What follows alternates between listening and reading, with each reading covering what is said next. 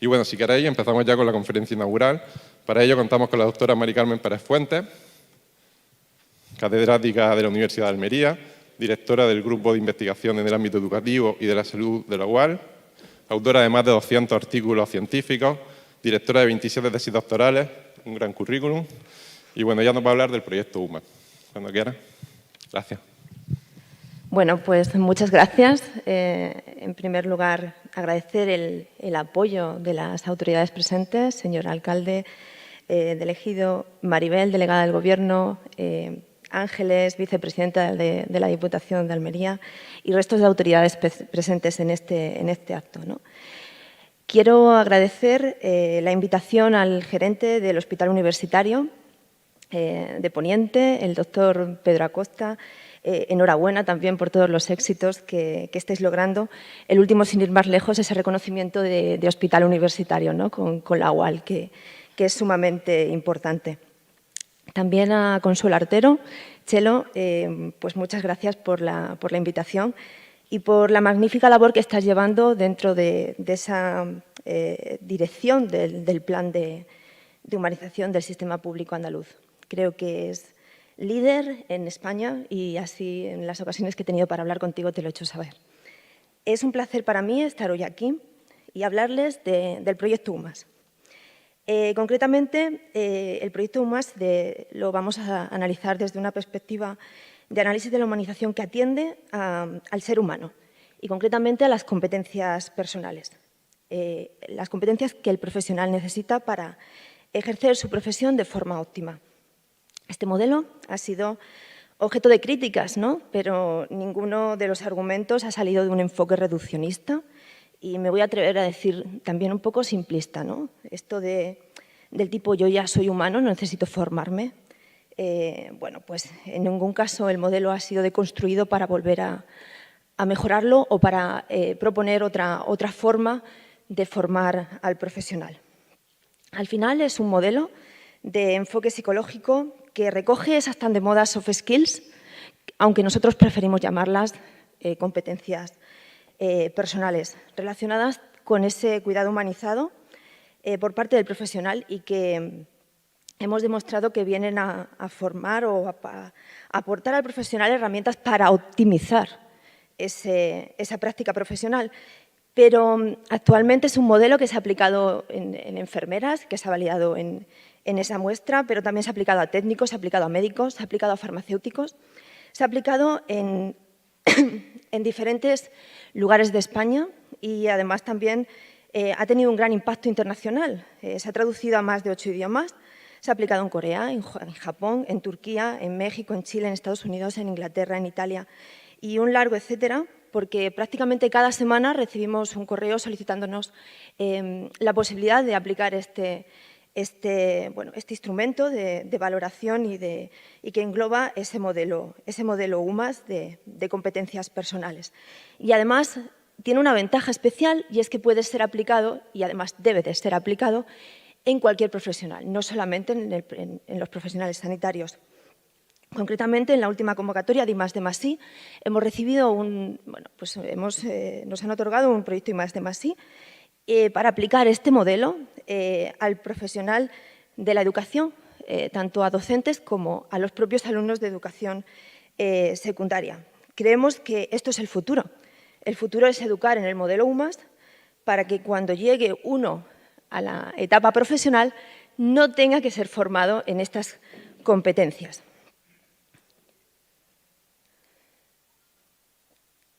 Perdón. Bueno, vamos a entrar un poquito en materia y voy a indicaros cómo voy a estructurar mi intervención en 4 grandes bloques. Vamos a hablar del panorama actual de la humanización en salud. Vamos a preguntarnos y a respondernos si podemos evaluar la humanización. Y vamos a hablar del modelo UMAS, vamos a conocerlo. Y vamos a ver también nuestros resultados, nuestras publicaciones y nuestros objetivos de futuro. Cuando hablamos del panorama actual de la humanización, hemos visto que hay muchas cosas que se están haciendo y cuando hablamos de este panorama tenemos que hacerlo del entorno, tenemos que hacerlo de los agentes implicados y tenemos que hacerlo también de las acciones. Y tenemos que hacer el análisis un poquito en global, ¿no? Ese entorno es importante evaluar el entorno, los agentes que están implicados y las acciones. Dentro de los agentes implicados hemos visto que tenemos los profesionales sanitarios, que tenemos los pacientes, los familiares, tenemos también los cuidadores no profesionales, muchas veces mal llamados cuidadores informales, con ese adjetivo más peyorativo, y tenemos también los gestores, que tienen una importancia fundamental en este ámbito. Cuando analizamos la realidad actual respecto a la humanización, vemos diferentes planes, diferentes experiencias, diferentes iniciativas que pasan pues, desde la actuación de payasos pues, para favorecer o para reducir el estrés que el entorno hospitalario provoca en el paciente. Utilizamos la musicoterapia como herramienta para adherencia en el tratamiento y un sinfín de experiencias que prueba de ello se van a poner hoy, a lo largo de esta mañana, en valor en las diferentes ponencias y mesas que vamos a poder escuchar. Y también, como decían muchos de los representantes antes, actuaciones respecto al ambiente, ¿no? Modificación de luces, eliminación de ruidos, decoración de las paredes en el área pediátrica, incorporación de elementos de entretenimiento en la sala de espera, modificación del vestuario de los pediatras, especialmente para los niños. Cuando comenzamos este proyecto nos preguntamos, es todo estupendo, pero ¿y del profesional quién se encarga? Entonces pensamos que tendríamos que trabajar en esas actuaciones al final del ser humano. Somos psicólogos y es lo que nos importa, ¿no? Nos importan las actuaciones respecto al profesional. La formación en esa mejora de esas competencias, ¿no? De esas competencias personales, pueden ser relacionadas con el propio concepto de prestación de un cuidado y de un cuidado con un determinado perfil, con un determinado carácter que es humanizado, ¿no? Y entonces nos dimos cuenta de que, y me van a entender todos con una pequeña cuestión que voy a exponer, ¿no? Nos dimos cuenta de que una cosa es, o que teníamos que hablar de tratar de estos tres conceptos, capacidad, habilidad y competencia. Cuando nacemos, y de esta forma eliminamos uno de los pequeños matices que nos ponían al modelo, y es que yo ya soy humano, no necesito formarme, ¿no? Fijaros, cuando cada uno de nosotros nacemos con un aparato bucofonador, nacemos con un cerebro con unas características que nos permite aprender a hablar, pero no nacemos, cuando salimos, no nacemos hablando, ¿no? Necesitamos adquirir tenemos la capacidad, pero necesitamos adquirir la habilidad. La habilidad la aprendemos en un contexto social, en un contexto educativo, y al final adquirimos el lenguaje. Pero no todo el mundo que adquiere el lenguaje tiene una capacidad, una competencia comunicativa, es decir, de saber hablar con la entonación sin ponerse nerviosa, como estoy yo hoy, que estoy un poquito nerviosa, y hacerlo transmitiendo lo que quiere transmitir en cada momento, ¿no? Por lo tanto, tenemos que intentar conseguir que todos nuestros profesionales sean competentes en esas competencias que tienen que aplicar para hacer más óptimo su desarrollo profesional, ¿no? Y esto es básicamente el modelo UMAS, trabajar en esas competencias, no en algo que no se tiene, sino en lograr que esas habilidades que a lo mejor están escondidas se potencien dentro de la práctica diaria. Otra de las cuestiones que vamos a tratar es que si podemos evaluar o medir la humanización, ¿no? Desde nuestro enfoque, esa competencia concreta de humanización en el profesional. Bueno, pues pese a quien le pese, se puede medir la humanización. Creo que esa es la base, ¿no? de la ciencia psicológica, definir constructos, establecer modelos y teorías y a partir de ahí elaborar instrumentos. Y eso para poder medir esos constructos, ¿no? Y eso es lo que hemos hecho. Simplemente hemos puesto en práctica el método científico. Quizás aquellos que han criticado este aspecto diciendo que no se puede medir un constructo, pues es que no conozcan o desconozcan ese método científico. Hemos visto que tenemos diferentes medidas actualmente, o teníamos antes del UMAS, teníamos diferentes formas de evaluar o de medir esa humanización. Esa humanización entendida como una acción, una cualidad centrada en los resultados de la aplicación de determinados planes, es decir, si se ha realizado o no se ha realizado una actividad. Y al final nos quedamos con una evaluación de procesos y de satisfacción. Por lo tanto, al final reducimos esa evaluación de la humanización a una evaluación de la calidad, no es que sea menos importante, que también lo es, pero realmente la actuación del profesional o la calidad y la necesidad del profesional no se encuentra valorada, se encuentra solamente valorada la satisfacción de la persona a la que atiende. Otras de las formas que tenemos para valorar la humanización es a través de los checklists, y seguramente que todo el mundo ha visto o tiene, bueno, pues esa normativa ISO de ese tipo, pues para que cumplas unos determinados procesos o acciones, y en función de eso pues recibes esa titulación, ¿no?, de un hospital humanitario. Pero buscamos más allá y buscamos esas formas de evaluación de la humanización del cuidado a través de las competencias personales, ¿no? Sin entrar en que también necesita el profesional seguir luchando por la mejora laboral, ¿no?, que necesita pues, un poco disminuir la ratio, que necesita tener una jornada más menos dura y que también tiene otras necesidades. Pero bueno, eso lo dejamos para la psicología organizacional, derecho del trabajo, o lo dejamos también para la acción sindical. El profesional en sí bien poco puede hacer de forma individual en eso, pero sí puede formarse en esas competencias del modelo UMAS, ¿no?, en esas competencias, en ese modelo que necesitan. ¿Qué es el modelo UMAS? Bueno, pues es un modelo, en principio, humanitario, un modelo de humanización en el personal sanitario.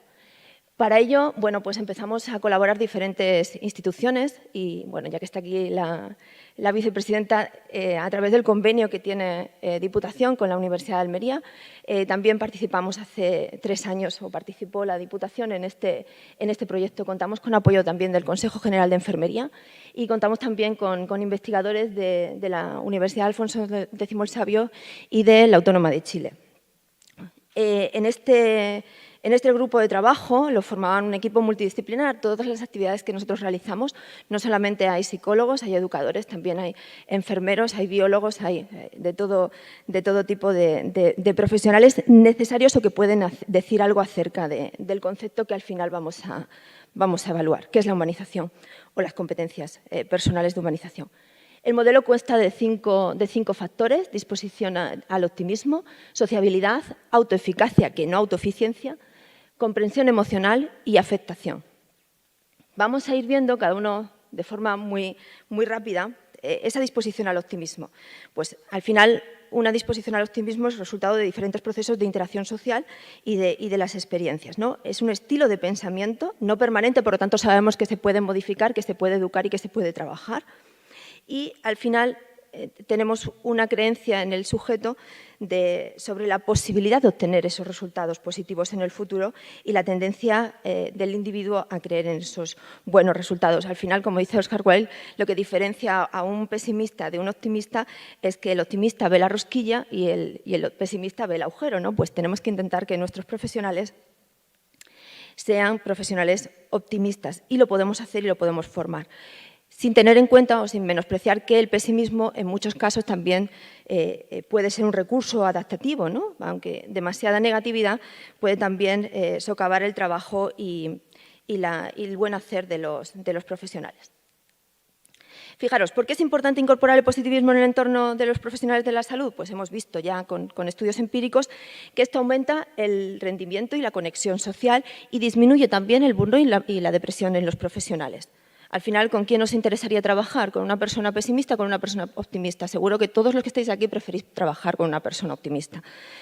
Y hemos visto también que en los profesionales de la salud, que es una profesión que está en continua interacción con compañeros, familiares, pacientes, con un desempeño multitarea en muchas ocasiones y además con unos plazos muy reducidos para ejecutar esas tareas, pues son muy vulnerables a ese agotamiento, ¿no? Y por tanto es de suma importancia que se trabaje ese optimismo. La sociabilidad, pues también hemos visto que los rasgos de sociabilidad son esas características que poseen y que fomentan esas relaciones afectivas y efectivas, ¿no?, que decían antes de algunas de las intervenciones previas, ¿no? Cuando hablamos de sociabilidad, pues podemos tener dos perfiles de personas, en este y en todos los factores que hemos mencionado. Los que naturalmente muestran esos rasgos y los que necesitan adoptar con el tiempo esas habilidades, que necesitan una ayuda para sacarlas a flote. No es que no sean capaces, no es que no las tengan, ¿no? Sino que necesitan un poquito de formación. Quizás también hemos notado en el profesional sanitario una tendencia a la conservación de ese rol profesional, ¿no? Un esfuerzo por protegerse de cualquier vulnerabilidad en relación, sobre todo en algunos contextos, en relación al sufrimiento del paciente, ¿no? Los profesionales de la salud muchas veces utilizan esos escudos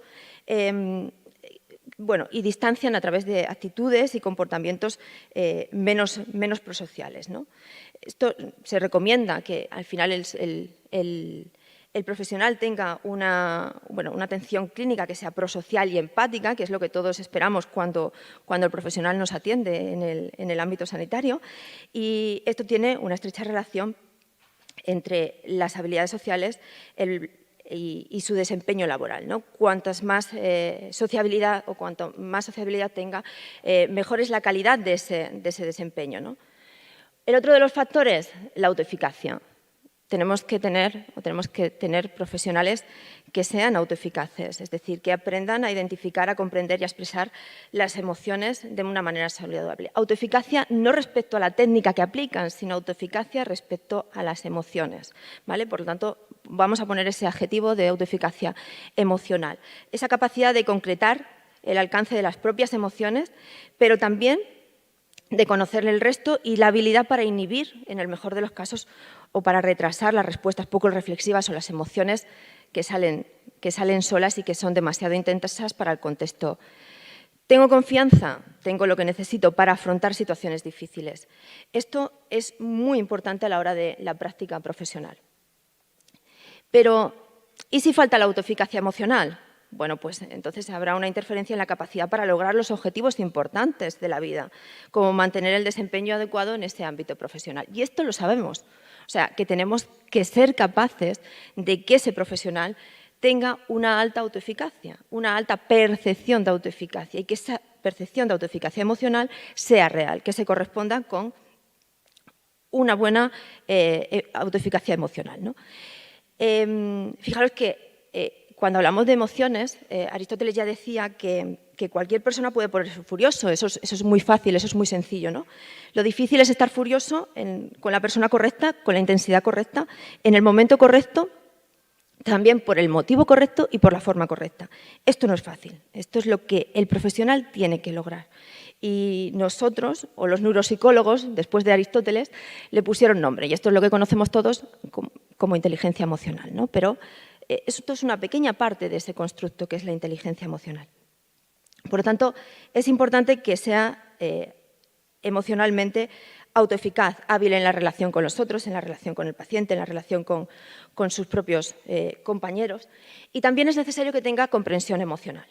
Reconocer, gestionar, comprender, manejar esas emociones, tanto las que siente como las que observa en el otro, que sea capaz de conocer, identificar, comprender, manifestar. Esto hace que el profesional se posicione de forma muy ventajosa en la interacción con el otro. Tenemos que encontrar un equilibrio entre lo que sentimos y lo que pensamos.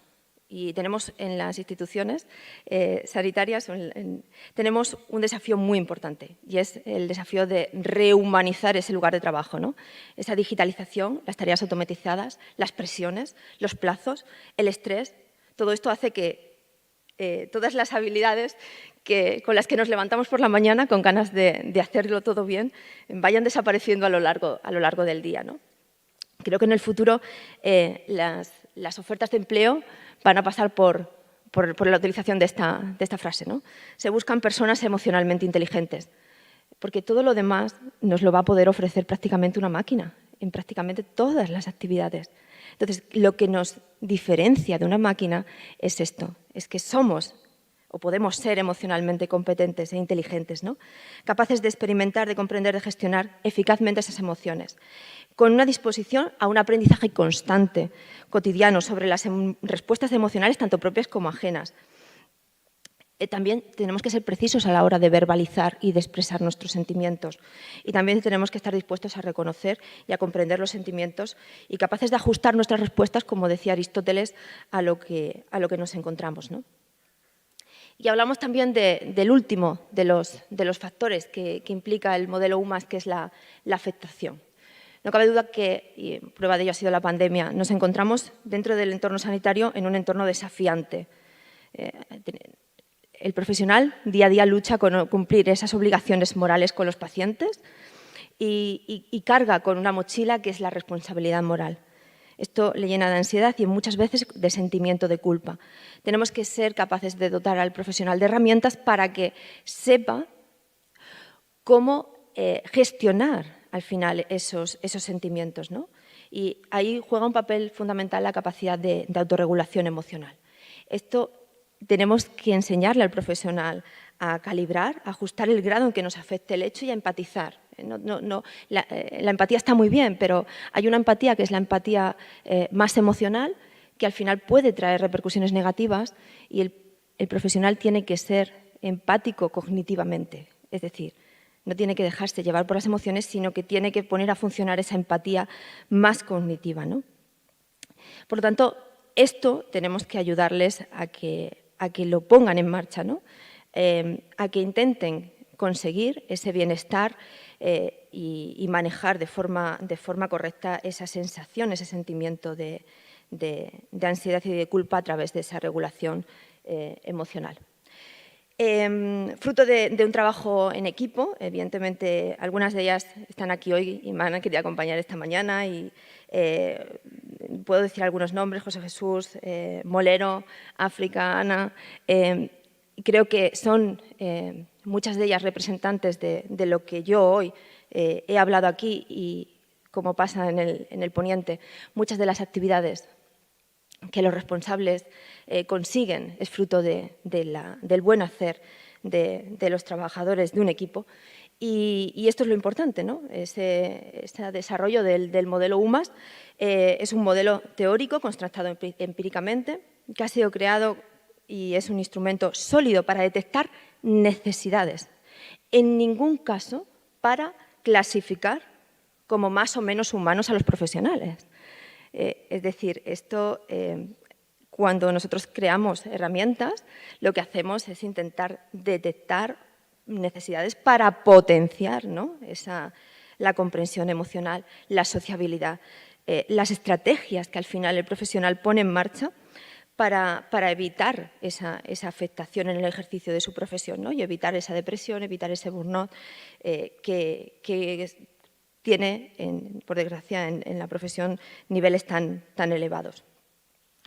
Y poco más. Quiero mostrarles algunos de los resultados. Hemos validado esa herramienta con otras competencias como la comunicación.